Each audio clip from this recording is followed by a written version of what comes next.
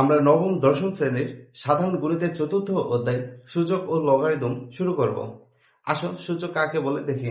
সূচক কোন একটা রাশির একই উপাদান বা সংখ্যা যতবার গুণ আকারে থাকে তাকে বলা হয় সূচক। অর্থাৎ কোন রাশিতে একই উপাদান বা সংখ্যা যতবার গুণ আকারে থাকে তাকে সূচক বলা হয়। যে কোনো একটা রাশি, সে ধরলাম এখানে এস গুণন এ গুণন এ, ধরো এটা একটা রাশি। এখানে দেখো এ গুণন এ গুণন এ, এখানে এ কয়বার গুণ আছে? গুণ যদি থাকে তাহলে কি হচ্ছে, এখানে উপর পাওয়ার ধরে নিলাম, তাহলে হচ্ছে এ টু দি পাওয়ার 3 হচ্ছে, অর্থাৎ এ কি হচ্ছে, এই যে পাওয়ার 3, এটাই হচ্ছে সূচক পাওয়ার অথবা ইন্ডেক্স, যেটাই বলি না কেন আমরা, এই তিনটাই আমাদের হয়ে যায়।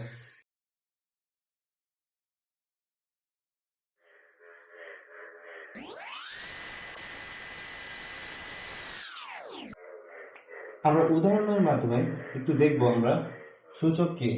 একই সংখ্যা সূচকীয় রাশি ভিত্তি এবং সূচক বা পাওয়ার, আমি যেটা বলি না কেন, আমাদের একই সংখ্যা ধরো 2 গুণন 2 গুণন 2, তাহলে এই সূচকীয় রাশি তাহলে কি হচ্ছে 2 এর উপর 3। তাহলে এর ভিত্তি কি থাকে দেখো, যেটা নিচে থাকে সেটাকে বলা হয় ভিত্তি। নিচে কি আছে, এখানে নিচে আছে 2। এখন সূচক কি? সূচক আমরা একটু আগে দেখে আসছি, মাথার উপর যেটা থাকবে সেটাই সূচক। সূচক পাওয়ার এক্সপোনেন্ট বা ইন্ডেক্স, যেটাই বলি না কেন আমাদের সেটাই হবে। তাহলে এখানে কি আছে, সূচক 3।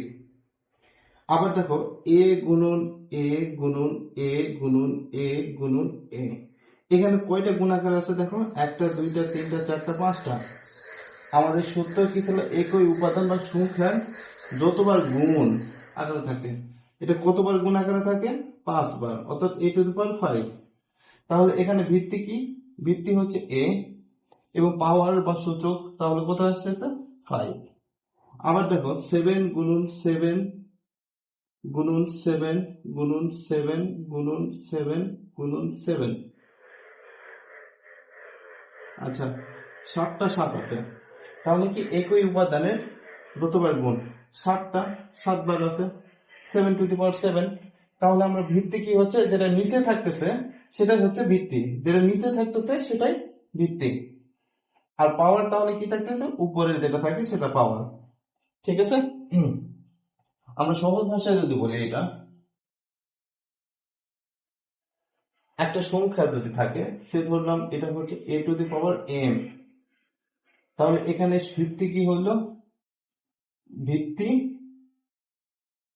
a, পাওয়ার সূচক m। ঠিক আছে। আমরা এবার সূচকের কয়েকটা সূত্র দেখব। সূত্র আমাদের মাথায় রাখার ট্রাই করব।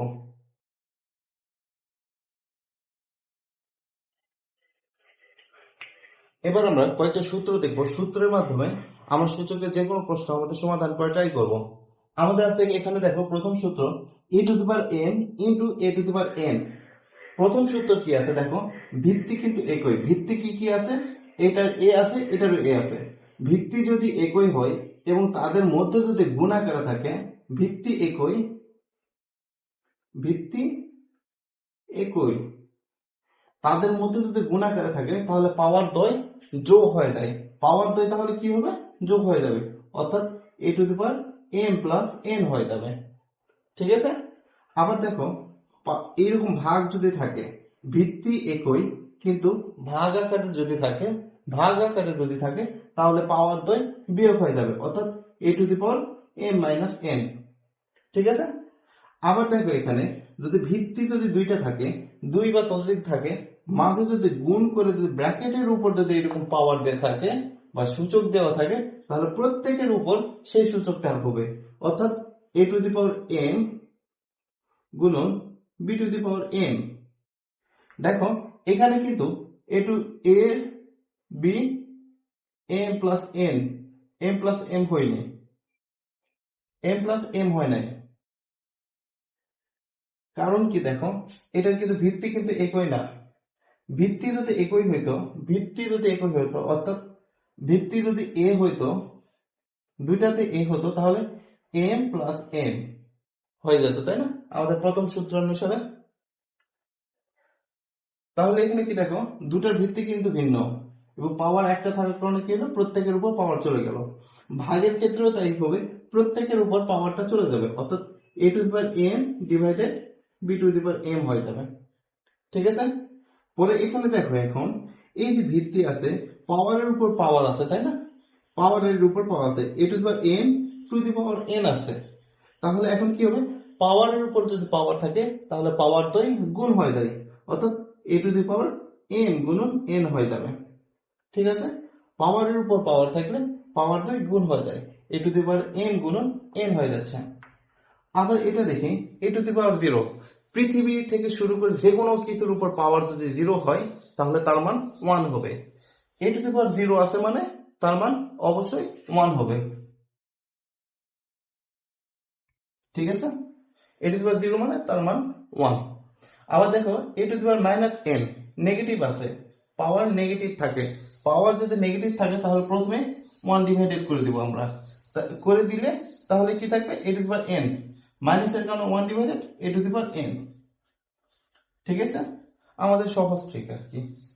আবার কি আছে দেখো, A to the power N divided A to the power N আছে, তার মানে কি আছে, আমরা একটা সূত্র জানি, সেটা হচ্ছে এই যে এই সূত্র, মানে যদি অ্যাপ্লাই করি, এ টু দি পাওয়ার কি হচ্ছে, ভিত্তি একই, পাওয়ার গুলো তাহলে বিয়োগ হয়ে যাবে, এন মাইনাস এন, তাহলে কি হচ্ছে, A to the power zero equal one. ঠিক আছে, আবার যদি এটাকে এইভাবে ধরো, A to the power N divided A to the power N, এটা কাটাকাটি যদি দিয়ে দিই তাহলেও তো আমাদের ওয়ান হয়ে যাচ্ছে, তাই না।